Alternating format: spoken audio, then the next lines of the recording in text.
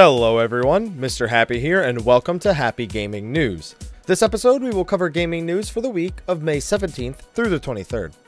First up on the list, The Witcher 3 and Destiny's newest expansion, The House of Wolves, launched this last week. I've been talking about him in recent episodes, and while I can't speak for much on Destiny, I have put about 10 hours into The Witcher 3 so far. And let me tell you, I've barely scratched the surface. It feels super slow to level, and newer players will definitely feel overwhelmed very early on, especially when enemies are all of a sudden 3 to 4 levels over you, and you need to go back and find more side quests to do to catch up. However, the game runs beautifully at 60 FPS on my PC on the ultra settings. The combat is great, really causing you to learn your enemies and their weaknesses one by one, and even then, you have to learn how to utilize them in battle.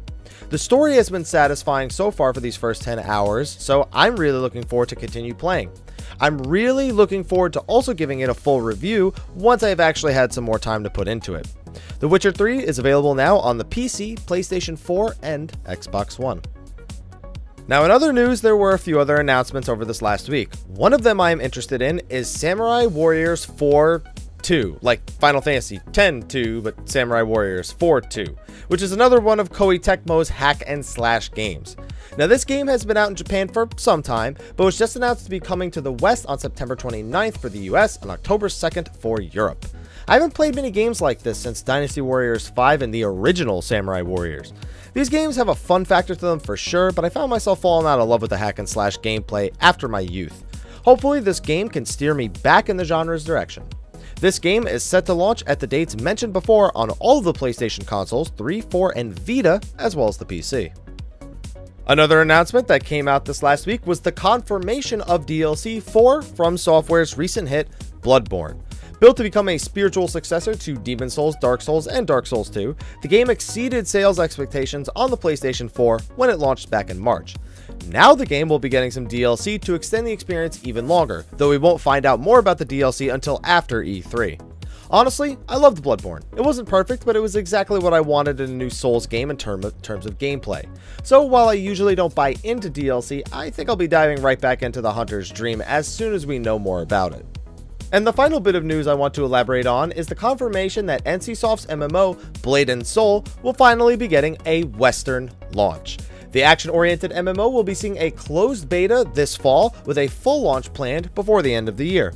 This has been one of NCSoft's greatest successes since it launched back in Korea in 2012, outperforming the majority of their other MMOs, including one that's been a hot topic these last couple of weeks on the news segments.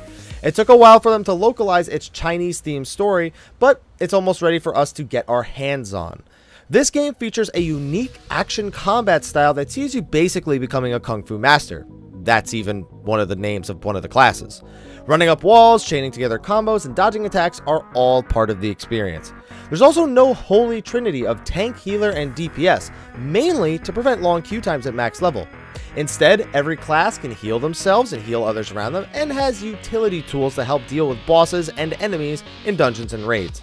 This definitely isn't the first game to go down this path in recent years, but the gameplay is almost always a second thought when it comes to an NCSoft title here in the West. So what most of us are really thinking about is the business model. Over in Korea, I don't think this is a surprise to anyone, it is a free-to-play game with a cash shop. The big question for us, pay to win or not? Now, some of the items in the Korean version include keys to unlock chests that you get from daily dungeons, which I've seen in other games and it's infuriating to me. But games that transfer from Korea to America tend to see some changes to the way they operate. Whether that's for better or worse, I guess that's up to you. It's going to be interesting seeing how Blade & Soul is received after its Western localization. And that's all I'm really interested in talking about this week. I know there's a few things not mentioned. There's stuff that I miss every week. Rockstar Games is suing BBC over a documentary they are creating about GTA. There's some more E3 news about who's going to be there and what's going to be there, and there's some new footage on Need for Speed 2015. If there's anything I missed, just be sure to comment in the comment section of the video below. Anyway, thanks for watching this week's episode of Happy Gaming News. I'm proud to announce that Mr. Happy Gaming, my brand, is actually partners with Green Man Gaming now, and I can offer you a 20% discount code. All you gotta do is go to the Green Man Gaming link in the description of the video and enter the code you see there or on the screen right now to save up to 20% on most games, including Final Fantasy XIV Heavensward on the PC, the non-Steam version, and The Witcher 3. Anyway, thank you for watching, and I'll see you guys next time. Until then, take care.